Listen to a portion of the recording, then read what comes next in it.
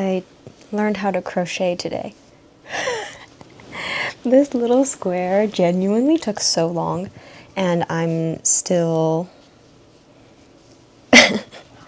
I'm gonna try to crochet and like do a little life update. I mean, there's nothing crazy, but I have not like talked and just like sat and talked in a while. Please excuse my atrocious crochet grip because I still have no clue what I'm doing. Okay, here we go.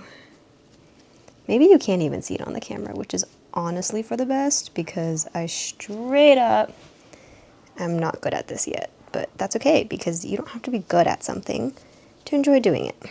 A hobby can just be a hobby and you don't have to be good at it from the get-go, which is what I'm learning. I'm still learning because I have a perfectionistic tendency to think that I have to be good at things or else they're not worth doing. But that's just simply not true. Something can just be fun and enjoyable. You don't have to be good at everything that you try. And if you were good at everything you tried immediately, it wouldn't be fun. It would take the fun away from learning new things. Or maybe this won't work because I don't know how to multitask. The way that I'm literally like pulling the yarn so that I can thread the crochet hook through, diabolical. Definitely not how you're supposed to do it, but it's okay. It's all part of the process. I've wanted to learn how to crochet for a while now.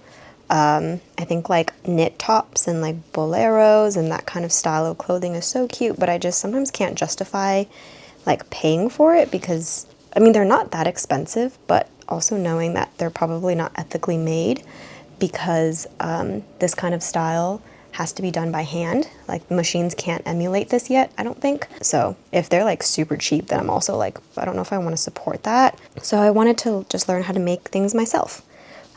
So this process has been very humbling. I started like maybe an hour and a half ago, trying to, teach myself how to crochet. I watched one YouTube video and then I was really struggling with the second row. So then I watched a different YouTube video and then I had to take out and redo the second row like 3 or 4 times before it finally, I got like all 10 stitches. And even now, every time, I have to do a quick count and make sure I actually have all 10 still. Because I'm just like jamming the hook in at whatever crevice I can find and I'm like, okay, I think that's where there's a knot. Like even right now, I'm like, I think this is where the 10th one is. Like there's lots of holes and stuff still because I feel like I'm also trying to get used to how much tension to use. I started off really tight and then because the crochet hook itself is 7 millimeters and then the yarn is quite thick, it was really hard to like get the hook through any of the yarn. So I'm like trying to loosen up a little bit, but it's still pretty wonky, but I kind of like it like that. It looks like longer now. I feel like I have more than 10. 1, 2, 3, 4, 5, 6, 7, 8, 9, 10. No, I still have 10. I think it's just because I've gotten looser. That it's just kind of like, wait, I think this is 10 rows now. I don't think anything particular has been too crazy in my life recently. I went to a friend's birthday recently over the weekend, and it was like a bunch of my friends from tour that I haven't seen since they got back in, I think like end of March. Like I'm happy with the way that my life looks. Of course, I would change a lot of things if I could, but some things are just outside of my control at the moment. Yeah, I think I would definitely be lying if I said that I wasn't at least a little bit self-conscious of the way that my life looks. I was nervous to have a lot of the conversation of like, oh, how are you doing? How have you been? What have you been up to? Especially since I didn't really give a reasoning to any of them of like why I didn't go on this like last leg of tour with everyone. Admitting or being like, oh, I'm like not doing anything. I'm not really up to anything. I'm still looking for a job. Everything has just been pretty chill. I don't know. It feels like I should have done more. I should be more accomplished. I should have used this time better. But I'm already doing everything that I can that's within my control within this time to look for a job, to like have purpose and meaning in my life, to invest in my friendships, which I've talked so much about in the past few videos already. But yeah, so I think there was like some sense of dread in that, of like having this conversation again and again and feeling kind of just like embarrassed. And then I think the conversation of like, are you seeing anyone, like just comes up because people are just curious, and that's fair. I feel like it's a conversation topic that I typically reach for as well in social situations. How's your boyfriend doing? How's your girlfriend doing? How's your wife doing? So like I'll ask people that.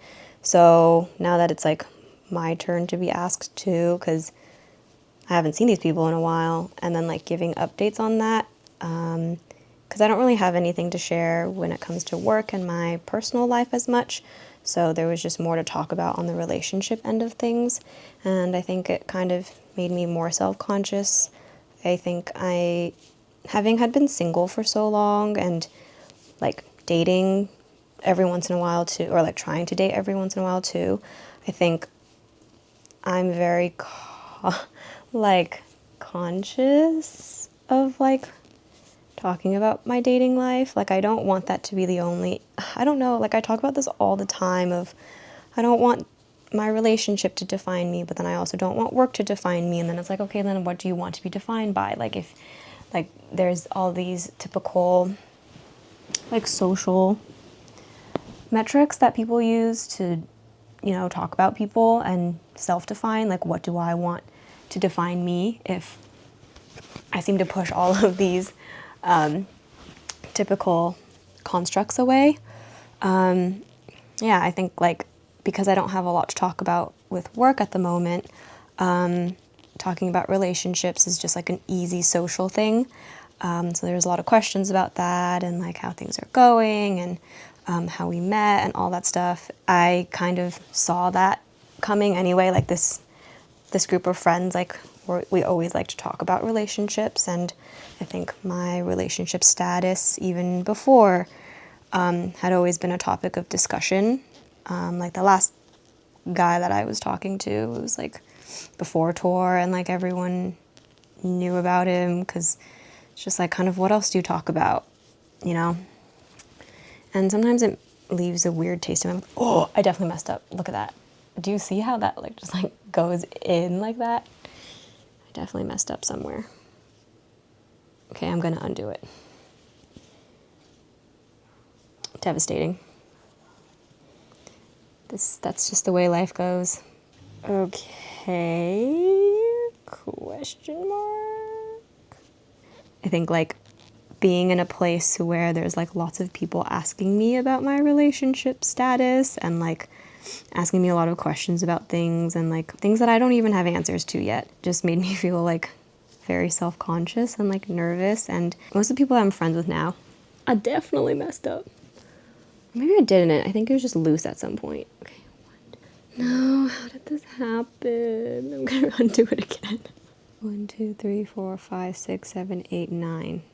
Okay. That's wrong. Okay. I did 2 rows wrong. But we're gonna be back on track now. Maybe I genuinely can't do this while I'm talking. Oh, and I did have conversations about like, oh yeah, I was like asking my friend of like how things are going now, and she was like, oh well, it's been hard because like both of our dogs died. I was like, what? I'm so sorry. I did not know that. Like, when did this happen? Like, I'm so sorry. Like, I assume that they post about it on social media because they're both relatively active and they like to show their dogs a lot. And I was like, I'm so sorry. Like, I didn't know about this. Like, I would have reached out. Like, I'm not on social media anymore. And she's like, what? When did that happen? I was like, yeah, I just deleted it after, yeah, like when tour started. And yeah, so we were just like kind of talking about that. And I also talked to somebody else about it because they were asking me, like, how do you know the hosts? And I was like, oh, like I used to work with them. Like we went on tour together and that's how we met. They're like, oh, how come you didn't take the job again? Like, what did you not like about it? And I was like, oh, I realized I don't like working in social media, so I didn't want to do it anymore. And it was interesting having the conversation of like, oh, I deleted my Instagram and TikTok at an LA party where like I feel like a lot of people know people and get gigs through social media, and they showcase their work on social media. So I think it's really interesting talking to those people and knowing that a lot of their creative livelihoods, because a lot of them are like freelancers, is like tied to social media. And then now that I'm like not doing that anymore, and then I'm talking about how like I want to go back to corporate, and then they're kind of like, why would you want to do that though? Like, why would you want to do corporate when you can like travel and work in social media and like freelance and have lots of like really sick clients and like all that stuff? Like, why would you choose corporate, you know? We're back on track, boys. Yeah, so that's like another like variable in the conversations that I was having that I was like honestly feeling kind of nervous about. I totally understand that sentiment, and I've had other people express that as well to me, just like, yeah, like why would you want to go back to corporate America when you had such a cool job previously? And I don't disagree with that. I think I feel very privileged and grateful to have such unique experiences in my like professional, like so early in my professional career. And I don't take those experiences for granted. But yeah, so I was telling them like, oh, I just like I didn't find joy in the work anymore. And I knew it was going to be, I was coming at work out of a place of like resentment and like almost fear as well of like, oh, what am I if I don't take this? What am I if I don't do this? Yeah, so I knew that it was better for me to walk away than to harbor resentment over something that I had full control over. Yeah, and luckily the team that I had worked with was very understanding of that, and yeah, they didn't hold it against me, and I feel very grateful that they're still cheering me on and like wishing me the best. And yeah, it's overall like it was a very positive way to walk away from a role, and they're very understanding. I think the music industry can be very demanding, and there are some that will thrive immensely in it. And unfortunately, it just wasn't for me. I wish it was, because it really is a very cool space. And this morning, I watched one of my old YouTube videos. It was like this video of me sitting in a hotel room in Chicago. This is kind of what it feels like when I'm just like, when I used to just record from different hotel rooms. Yeah, I'm like in Chicago, I'm talking about like caring a lot about work and like feeling lonely in it and all that stuff. And I don't feel bad for her because I knew what she was going through at that time. And it was understandable that she felt that way. I think so much about my perspective of life and my relationship with work has changed since then that it almost feels hard to empathize completely, because I'm just like in a different headspace now, and I've done a lot more processing in the past few months. At that time, I was really in the thick of it with work and really thinking that this was like my life purpose, my previous role. But after some time away from it, I came to the realization that it just wasn't for me, and like that's okay. Kind of trying to full circle this back to the conversation of my lack of like not using social media anymore. Yeah, because a lot of people at this event are like freelancers or contractors or rely on social media as a form of portfolio to like showcase their work and projects that they've done. Yeah, it was like definitely an interesting conversation to be like, oh yeah, I just like don't exist anymore on Instagram. I just deactivated it. And one person that I met for the first time there was like, yeah, that's kind of crazy, like that you're just like not online at all.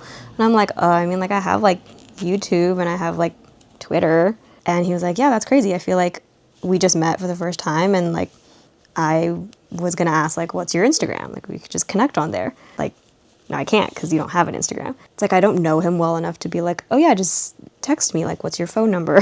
Our conversation was genuinely not riveting enough for that either. But then Instagram just feels like such a flat landscape to be just connecting with people just for the sake of connecting because you met them at a party one time. But it's like, do you actually have any interest in like really getting to know these people that you follow on Instagram that you met at a party? Or is it just like a social thing that people do because it's kind of like your followers are a form of like social currency, and of like, oh, you know so and so too because you have mutual followers, like you're both following them like in your mutuals. Like, that's cool. How do you know them? Like, I just don't really like having that dance of conversation anymore. So yeah, I found myself not really having a lot to talk about with some of the people at this party, and that's okay. I have my friends, and it was cool getting to meet some new people, but I don't work in that space anymore, and I just wanted to be there for the host to celebrate her birthday. And after that, I was like, I am good with that, and we'll catch up when we can. Every once in a while, I've thought about, like, if I was still on Instagram, I would be abusing the heck out of freaking, like, soft launching, like, that concept. I've always wanted to soft launch someone, just because I think it's, like, as a concept, it's fun. It's just, like, a fun thing to do, and I've never soft launched anyone. I just think, like, conceptually it sounds fun. I feel like I don't really foresee myself getting back on Instagram anytime soon. Like, I have no reason to. I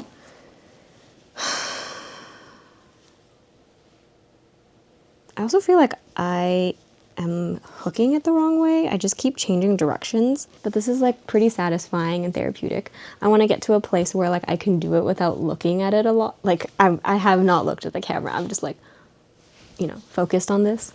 So, like, my hope, aside from wanting to, like, make clothes for myself, I want to be able to crochet while I watch shows or read on my Kindle so that I'm not using my phone.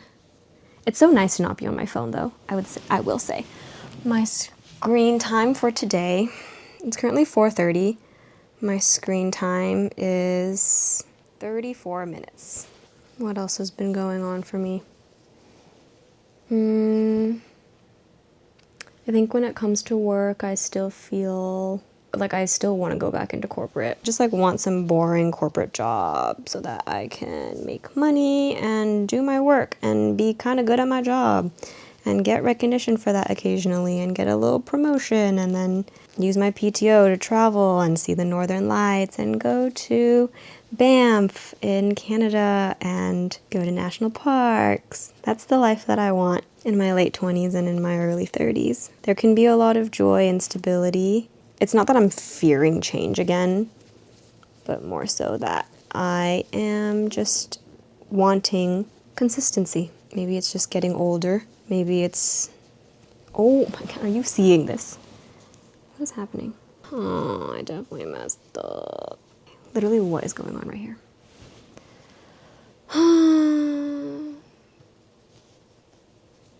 Okay, I can't do this and talk. I'm so distracted.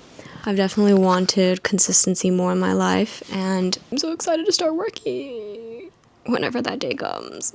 Every day I'd be waiting for an email about that, but I feel like when I was on tour, I had more to just, like, sit and talk about, but now I don't really have anything to talk about. I've been reading a lot more, which has been nice. I'm currently on my, I think, 27th book of the year because I have a lot of time now. I really do. The more that I read, the more I've grown appreciative of just, like, good writing and storytelling. I think with putting together my little videos for YouTube, I'm trying to learn how to be a better storyteller in that sense too. So getting to read people's essays on Substack and books and short stories and all that kind of stuff.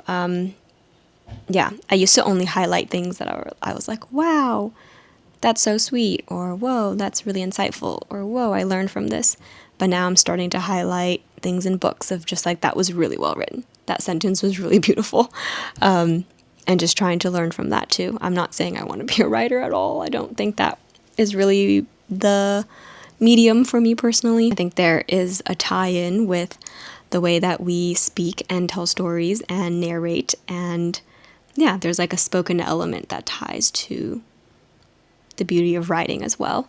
So I'm learning from that all the time. I was telling the guy that I'm seeing that, like, I think when we first started dating, it felt scarier. I've been reading a lot more about, like, vulnerability. Our desire to be seen and understood is linked to vulnerability and openness. Like, how can you expect for someone to fully see and understand and really know you if you're not open and vulnerable with them? I'm reading Brene Brown's Daring Greatly, and in it she talks about, like, the power of vulnerability. She wrote this book and the research in it after her TED Talk of vulnerability, like, went viral. In this book, she talks about how vulnerability can be used as a defense mechanism of how when we think that we're sharing things and like being open with people, it's not always that we're being open and reaching for connection, but it can be used as a form of armor of, yeah, defending ourselves and putting a front up. And I think that that's something that I have experienced in my life as well. Just openly choosing to be like saying that I'm an open book and using vulnerability as like a blanket statement of describing myself and my personality, when in reality I'm using it as a defense mechanism, because I'm saying all these things about myself and like being really open and vulnerable when I'm dating and making new friends. And then when I get rejected, then I'm like, well, then everyone hates me and nobody really wants to get to know me and nobody really wants to stay. Nobody really wants to try.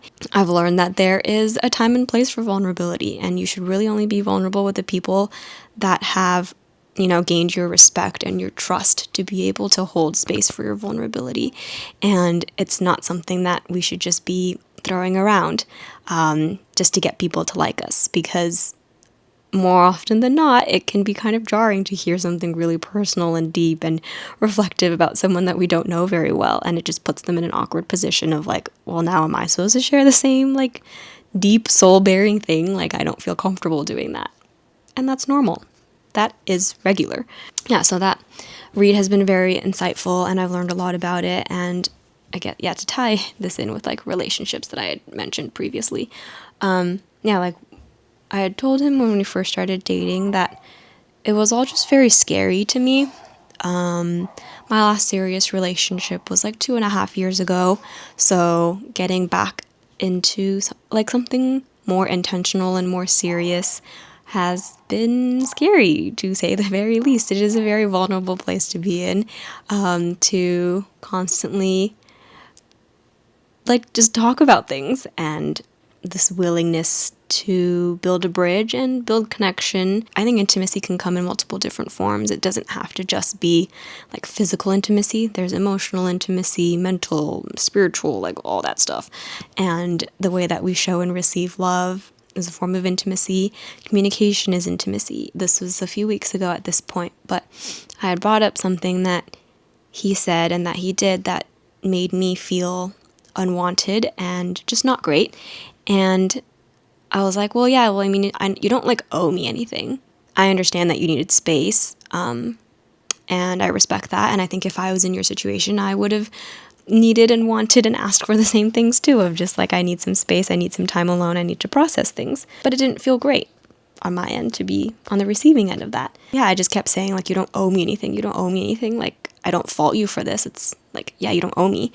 And he said something that really caught me off guard. He was like, I do feel like I owe you though. Like, I owe you better communication, and I owe you because I care. I want to communicate better because I care. And I think I was in the wrong in that situation. And it really caught me off guard because, like, I know that when you care about someone, you're supposed to communicate better and all of that, but I don't think I'd put a bridge. I hadn't linked those two of you communicate because you care, and because you care, you communicate. This was like a month ago. It's clearly something that I still have been thinking about, because it was very impactful for me, and I think it also has helped me think about the way that I communicate as well, of like, I care about this person, so when something bothers me, like after I've reflected on it on my own, I will be bringing it up because I care about them and I want to build something with them. So I don't want to let this resentment like just fester and just build up, and I'm just like keeping tabs on like every little thing that annoys me, and then one day I explode. Or like having a discussion about one thing and then I just throw something else out. Well, one time you did this and I didn't like that. It's like, where is this even coming from? It's not even related. So yeah, I think communication is a form of like intimacy and vulnerability, and like a way to connect because you care about someone. And that's something that I've been learning in the past few months. Yeah, so like at the beginning when we first started dating, I was saying that this, like, it feels very scary to be in a position that's so vulnerable. It's scary to admit that you like someone, because then that leads to this open space where both parties hold a lot of power in a sense, where they can reject the other person. It's scary admitting that you want someone, you want something to work, you like someone, and you really hope that they like you back, because it could lead to rejection. And something that I thought about recently that I'd noticed is each day, each week that passes, it just becomes a little less scary. And it just starts to feel more and more safe. I think from the very beginning, it's always felt safe. And I felt very thrown off by that. I was like, this is so weird. Like, it feels very safe. And I'm kind of confused because I don't really know him yet.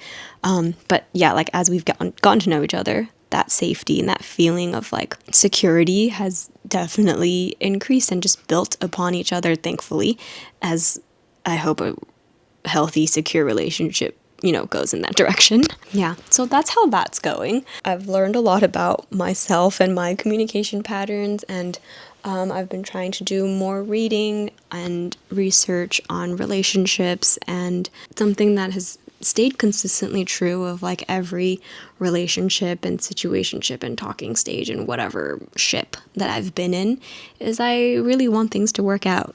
I really, really want things to work. In the future, I would like to get married and I want to settle down, and that's just the future that I imagine for myself, and I always have. I've never like mentally planned my wedding, like I don't have like a Pinterest mood board of like rings that I like or wedding colors or wedding decor or like dresses that I like, but I've always imagined that I would get married and that we would build a life together in that way. Me and this, question mark of a future partner.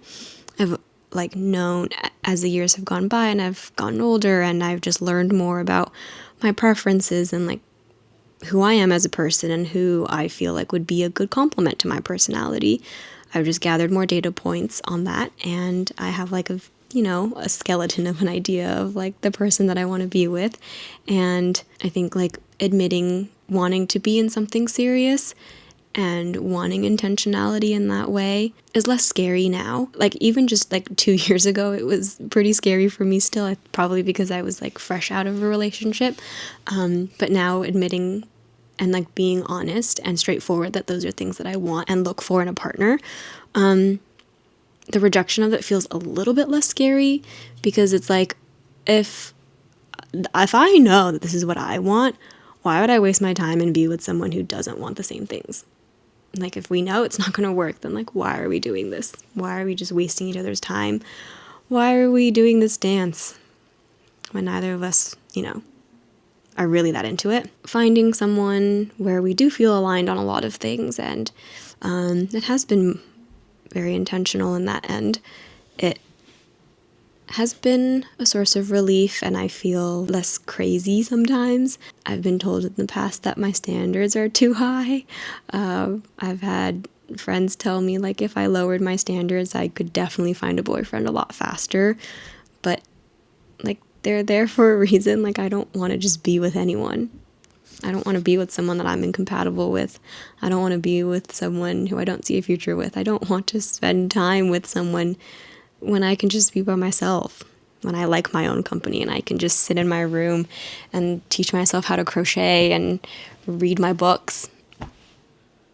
I would much rather have that solitude than be anxious about like some guy. And I think now that I'm older and I have a better sense of self, it's just like a continuous learning process. But I just feel a lot more secure in myself. Now that I know these things about myself too, I feel like more secure in looking for a partner, like looking for partnership too, because I know what I bring to the table. I know the ways that I can love and provide and care and just like be in partnership.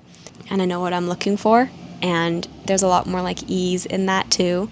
But yeah, all this to say, I think things are going well. Recently, we were just talking one night and I was like, everything feels less scary now. I was scared for a while, and I think some of it had to do with like the uncertainty of it, of like us as time has gone by, as we get to know each other better, obviously, and even like looking into the future. Which also feels scary to admit. I keep saying like, oh, it's not scary, but then it's like scary, but then it's like not scary, but then it's scary. So I'm just like hot and cold right now. But all this to say is I'm learning how to trust myself a lot more in this process, and be open and like be better at communicating, being better at letting people in a way that's not just surface level vulnerability that I'm used to. But yeah, like inviting community in and like being honest when things are hard, and yeah, finding a balance of like oversharing versus needing someone else's like second opinion, second thoughts, because I really value and care, and not hide it away because it's messy. Like their messiness is not deterring to me. So like, why do I think other people see me in that way? Anyway, I'm gonna go back to this crocheting thing. I need to like redo it again because you see how this yarn is just straight up sticking out right now. But thanks for watching. I haven't done a sit down just talk in a while, and I think the first half of this video my thoughts were definitely extremely scattered because I was trying to multitask, and like maybe I'm not as good at multitasking as I thought. Yeah, I'm really proud of myself for trying something new, and this literally looks so wonky, but it's okay. It's like just my first time, and it's only up from here.